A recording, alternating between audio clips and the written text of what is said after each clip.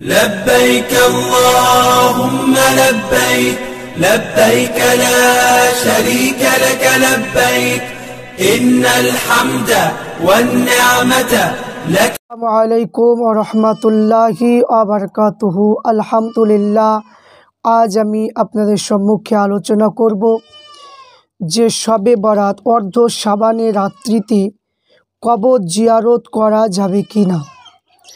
অনেকে বলছে যে না, কবর জিয়ারত করা যাবে না। অনেকে বিভিন্ন রকমের মত প্রকাশ করছে। আমরা হচ্ছে আহলে সুন্নাত ওয়াল জামাতের মানুষ। আমরা নীতিতে ফুরফুরা শরীফে পীর আবু বকর সিদ্দিক রহমাতুল্লাহ আলাইহির নীতির উপর বিশ্বাস এবং তিনার কিতাব অনুযায়ী আমরা আমল করব। আমরা কোনো কোনো আলেমের কথা আমরা শুনবো না, কোনো ওয়াহাবি মাযহাবিদের বক্তব্য আমরা শুনবো না। আমরা আমাদের পীর কি বলেছে আমরা সেটা শুনবো। তাই আমি আপনাদের সম্মুখে যে কিতাবগুলো তুলে ধরবো, তালিমুল তরিকাত এই কিতাবের মধ্যে রয়েছে, নসিহাতুন নবী এই কিতাবের মধ্যে রয়েছে, এবং ফতোয়া আমিনিয়া এই কিতাবের মধ্যে রয়েছে, এবং আরও অন্যান্য অনেক কিতাব রয়েছে। তো আমি আপনাদের সম্মুখে বেশি কিতাব দেখাচ্ছি না, অল্প কিতাবের মধ্যে থেকে আমি আলোচনা করব। এবং আর একটা কিতাব যেটা হচ্ছে তরিকুল ইসলাম, এই কিতাবের মাধ্যমে আমি দেখাবো যে কিভাবে আপনার কবর জিয়ারত করতে হবে এবং নিয়মটা কি, হাদিস অনুযায়ী আলোচনা ইনশাল্লাহ করব। আসুন আমরা দেখি যে অর্ধ যে শাবানের রাত্রিতে কবর জিয়ারত যদি করি, মা কিংবা বাপ কে, নানা নানি কে, দাদু দাদি, চাচা চাচি বা আত্মীয় স্বজন যারা মারা গিয়েছে তাদের জন্য যদি আমরা কারবালায় গিয়ে, গোরস্থানে গিয়ে যদি আমরা কবর জিয়ারত করি, তাহলে এটা তো ভালো কাজ। তাই ভালো কাজ ওরা করতে দেবে না, আহলে হাদিস মাযহাবিরা ভালো কাজ করতে দেবে না। কারণ তাদের বক্তব্য হলো যে যে মরে গিয়েছে গরু পুতার মতো পুঁতে দাও, তার আর খবর নিতে হবে না, এটা তারা বলতে চায়। তো আমরা হচ্ছি আহলে সুন্নাত ওয়াল জামাতের মানুষ। আমাদের নিয়ম হলো যে আমার মা বাপ যদি মরে যায় তার কবর জিয়ারত করব, আর কবর জিয়ারত করে দোয়া করলে সেই দোয়াটা বিনিময়ে আমার মা বাপ বা নানা নানি, খালা খালু যারা ইন্তেকাল করেছে তারা সওয়াব পাবে, তারা খুশি হবে। তো আমরা শবে বরাতে আমরা প্রত্যেকেই চেষ্টা করবো যে সমস্ত আত্মীয় স্বজন যাদের ইন্তেকাল করেছে, দিনে হোক বা রাতে হোক, যে কোনো সময়ে আমরা যে কবর জিয়ারত ইনশাল্লাহ আমরা করব। তো আসুন আমরা দেখি যে এখানে শবে বরাতের অর্ধ শাবানের রাতে কিংবা দিনে কবর জিয়ারত করা এটা বেদাত নয়। শাবানের রাতে কবর জিয়ারত বেদাত নয়, বরং হচ্ছে সুন্নাত। কি বললেন? সুন্নাত। তো এই সুন্নাতকে বেদাত বলা চরম গুমরাহি, বিয়াদবি যাকে বলা হয়, গুমরাহি সে। তো এখানে উল্লেখ হলো যে আল্লাহ রসুল সাল্লাল্লাহু আলাইহি ওয়াসাল্লাম যে কাজ করেছে সেই কাজটা যদি কেউ বলে যে করা চলবে না, তাহলে ফতোয়াটা কি পড়বে? তাহলে এখানে আসুন যে এখানে শাবানের রাতটা বিভিন্ন নামে নামকরণ করা হয়েছে। একটা হচ্ছে লাইলাতুল জিয়ারতি এবং কবর জিয়ারতের রাত বলা হয়েছে। তো মূলত অর্ধ শাবানের রাত জিয়ারত করা হয় বলে এই রাতকে জিয়ারতের রাত হিসেবে বর্ণনা করা হয়েছে। এই রাত জিয়ারত করা খাস সুন্নাত রসুল পাক সাল্লাল্লাহু আলাইহি সাল্লামের অন্তর্ভুক্ত। যেমন এই প্রসঙ্গে হাদিসে বর্ণিত হয়েছে যে হযরতে আয়েশা সিদ্দিকা রাদিয়াল্লাহু তাআলা আনহা থেকে বর্ণনা যে আমি আল্লাহ রসুল পাক সাল্লাল্লাহু আলাইহি ওয়াসাল্লামকে সাথে কোনো এক রাতে রাত্রি যাপন করেছিলাম। এক সময় তাকে বিছানায় না পেয়ে আমি মনে করলাম তিনি অন্য কোনো বিবির ঘরে গিয়েছেন। আমি তালাশ করে দেখি জান্নাতুল বাকিতে পেলাম, সেখানে তিনি উম্মতের জন্য আল্লাহ পাকের নিকটে ক্ষমা প্রার্থনা করছেন। এই অবস্থায় দেখে আমি হুজরা শরীফে ফিরে আসলাম। তিনি ফিরে এসে আমাকে বলে, তুমি কি মনে করছো আল্লাহ পাক তার রসুল তোমার সাথে আমানতে খিলাফ করেছেন? আমি বললাম, ইয়া রাসূলুল্লাহ, আমি এই ধারণা করেছিলাম যে আপনি হয়তো অন্য বিবির ঘরে গিয়েছেন। তা আল্লাহ রসুল বললেন যে নিশ্চয় আল্লাহ পাক শাবানে 15 তারিখে রাত্রি পৃথিবী আকাশ অবতরণ করে খাস রহমত নাজিল হয়। তাই তিনি বনি কালবের মেসের পশম পরিমাণ পশম পরিমাণ গুনাহগার উম্মতিকে আল্লাহ পাক ক্ষমা করে দেন। হাদিসটা কোথায় পাবেন? তিরমিজি শরীফ, এবং হাদিসটা রয়েছে আপনার ইবনে মাজা এবং মিশকাত শরীফের মধ্যে এই হাদিসটা রয়েছে। এবং আল্লাহ রসুল স্বয়ং শাবানের অর্ধরাতে এবং শবে বরাতে জান্নাতুল বাকি কবরস্থানে গিয়ে উম্মতের জন্য ক্ষমা প্রার্থনা করেছেন, তাদের জন্য দোয়া করেছেন। কাজে এই অর্ধ শাবানের রাত কবর জিয়ারত করা খাস সুন্নতে রসুলুল্লাহ, সুন্নতে রসুলুল্লাহ। এবার আমরা দেখব যে একটা কিতাব যে নসিহাতুন নবী, যে কিতাবটা লিখেছেন মেজলা হুজুর পীর কেবলা রহমাতুল্লাহ আলাইহি, এই কিতাবের মাধ্যমে আমরা দেখব যে শাবান মাসে সম্পর্কে আল্লাহ রসুল মানে কি বলেছেন সেই সম্পর্কে আমরা দেখব। জিয়ারত সম্পর্কে কি বলেছে আমরা একটু দেখব। তো এখানে আমরা দেখতে পেলাম যে এখানেও যে একটা হাদিস এখানে মানে বর্ণনা করেছে হযরত আয়েশা সিদ্দিকা রাদিয়াল্লাহু তাআলা আনহা থেকে, যে শাবানের রাত্রি আল্লাহ রসুল আমার ঘরে তাশরিফ এনেছিলেন, পরনে দুখানা কাপড় খুলতে লাগলেন, ইতিমধ্যে না খুলিয়ে আবার পরিয়ে বাহিরে চলে গেলেন। আবার মানে কি আমি ভাবলাম বোধ হয় তিনি অন্য মানে বিবির ঘরে গিয়েছে, আমি তার পিছনে বাহির হলাম, দেখে আল্লাহ রসুল বাকিয়া গারকদ মদিনা কবরস্থানে পেলাম, তিনি ইমানদার নরনারী শহীদের জন্য দোয়া করতেছিলেন। আমি দেখিয়া বললাম আমার মাতা পিতা আপনার জন্য কুরবান হোক, তিনি তো আল্লাহর কাছে কার্যে লিপ্ত আছেন, তা আমি দুনিয়ায় কাজে লিপ্ত হয়ে আছি।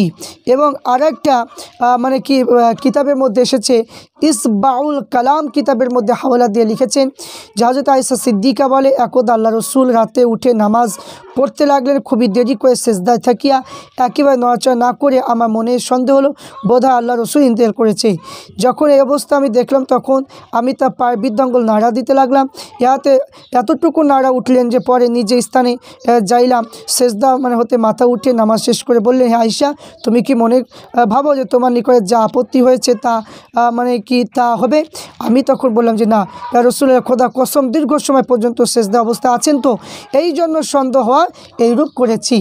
তো আমি বললাম আল্লাহ রসুল ভালো জানে। আল্লাহ রসুল বললেন, এ অর্ধ শাবানে মাসে মধ্যরাত্রি 15 শবে বরাত আল্লাহ তাআলা এই রাত্রিতে বাহির হয়ে থাকেন, যাহারা মাপ চাইবে তাদের মাপ করবেন, তাই যারা রহমত চাই তাদের প্রতি রহমত বর্ষণ করবেন।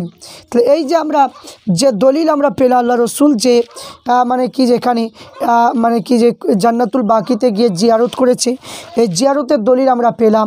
তাহলে এখানে প্রত্যেককে বলবো যারা ফুরফুরা শরীফের পীর আবু বকর সিদ্দিক রহমাতুল্লাহ নীতি অনুযায়ী চলেন, প্রত্যেককে বলবো যে আপনারা মানে শবে বরাতে রাত্রি হোক দিনে হোক আপনারা জিয়ারত করবেন, আপনার মা বাপের জন্য জিয়ারত করবেন, ইনশাআল্লাহ জিয়ারত করলে সেটা মানে মা বাপ সব পাবে। তো এবার মানে কি যে এখানে কিছু মানে জিয়ারত করার কিছু আদব কায়দা এবার নিয়ম কারণগুলো এখানে বলা হয়েছে।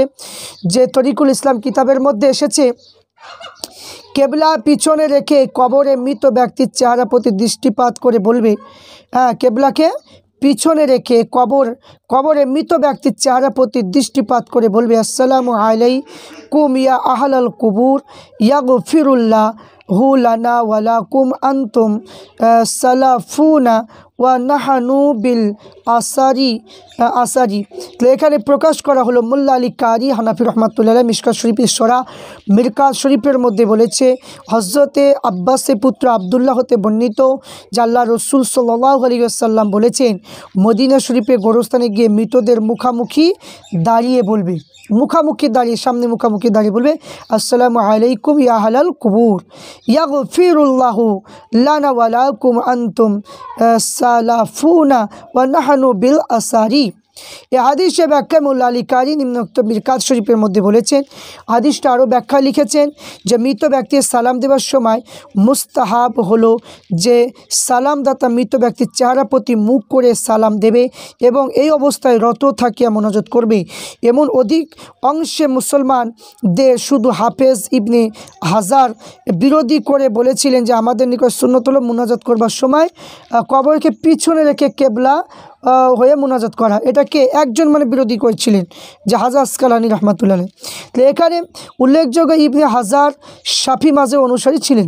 তো মারাকিল ফালা হাসিয়াতুত তাহাতাবি কিতাবের মধ্যে লিখেছেন যে আল্লাহ রসুল সাল্লাল্লাহু আলাইহি সাল্লামের জিয়ারত করবার যে নির্মিত কেবলাকে পিছনে রেখে কবর শরীফের দিকে মুখ করে দুরূদ শরীফ পাঠ করা এবং যেসব দোয়া মনে পড়ে তা পাঠ করা মারাকিল ফালা কিতাবে আছে। তো এই শব্দের ব্যাখ্যা হাসিয়াতুত তাহাতাবিতে লিখে বলেছেন যে ইশারা করা হয়েছে জিয়ারতে প্রথম কেবলা পিছনে রাখা হয় এবং মুনাজাতের সময় কেবলাকে পিছনে রাখতে হবে।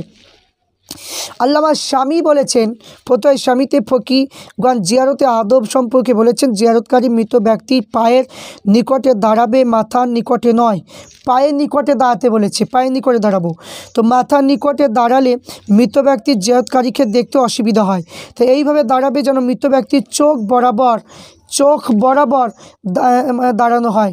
তবে এই ক্ষেত্রে যখন পায়ের নিকটে দাঁড়াবার জায়গা থাকে, কেননা হাদিস শরীফে আছে যে আল্লাহ রসুল মৃত ব্যক্তির মাথার নিকটে সূরা বাকারা প্রথম অংশে, পায়ের নিকটে সূরা বাকারা শেষ অংশে পাঠ করেছেন। তো উপরোক্ত আলোচনা দ্বারা সাব্যস্ত হলো যে প্রথম কেবলা রাখিয়া কবর সম্মুখ করিয়া জিয়ারত করবে। যদি সামনে জায়গা না থাকে তাহলে পায়ের নিকটে দাঁড়িয়ে জিয়ারত করবে, আর পায়ের নিকটে দাঁড়িয়ে জায়গা না থাকলে মাথার নিকটে দাঁড়াবে, আর যদি মাথার নিকটে জায়গা না থাকে তাহলে পূর্ব দিকে দাঁড়িয়ে জিয়ারত করবে। তাহলে এই যে সুন্দর একটা পদ্ধতি বলা হলো, এই সুন্দর পদ্ধতি এই অনুযায়ী আমরা আমল করব। এবং আমরা যখন জিয়ারত করতে যাই, জিয়ারত করতে 3 বার সূরা ফাতিহা শরীফ, 10 বার ইখলাস শরীফ, 11 বার দুরূদ শরীফ পাঠ করি, বা কেউ সূরা ইয়াসিন পাঠ করে, কেউ হয়তো সূরা আল হাকুম মুত্তাকাসুর পাঠ করে, যে যেরকম জানে সেই অনুযায়ী আমরা পড়ব। কারণ এখানে পড়লে উপকার এখানে হবে। কারণ এখানে উপকার বলতে গেলে একটা কথা বলবো। কারণ একজন মহিলা যে একজন মহিলার একটা ঘটনা সুন্দরভাবে বর্ণনা করেছে। কারণ একজন মহিলা ইন্তেকাল করেছে, স্বপ্নযোগে দেখানো হলো। স্বপ্নযোগে দেখানোর পরে যে সে একজন বুজুর্গ ব্যক্তির কাছে, একজন অলির বান্দার কাছে গেলেন যে হুজুর, এরকম দেখলাম আমার মায়ের কবরে আযাব হচ্ছে, কঠিন আযাবে গ্রেপ্তার হয়ে আছে। তো হুজুর আমাকে কিছু আমলের কথা বলুন, যে আমলগুলো করলে হয়তো আমার মা কবর আযাব থেকে রক্ষা পাবে। তো আল্লাহর ওলি বুজুর্গ ব্যক্তিকে বললেন যে তুমি 3 বার সূরা ফাতিহা, ইখলাস শরীফ, দুরূদ শরীফগুলো পাঠ করবে, দিয়ে দোয়া করবে, নামাজ রোজা করে দোয়া করবে, ইনশাল্লাহ তোমার মায়ের কবর আযাব মাফ হবে।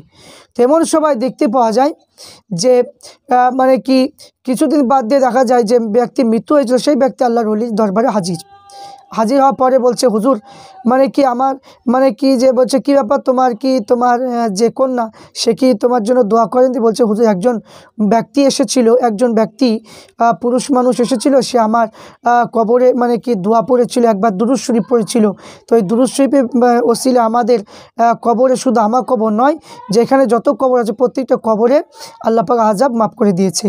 তাহলে এখান থেকে আমরা বুঝতে পারলাম যে কবর জিয়ারত করা ভালো, এবং কবর জিয়ারত করলে দুরূদ শরীফ, ইখলাস শরীফ, ফাতিহা শরীফ যে যেরকম জানে সেই অনুযায়ী যদি দোয়া করা যায়, ইনশাল্লাহ কবরবাসী উপকৃত হবে।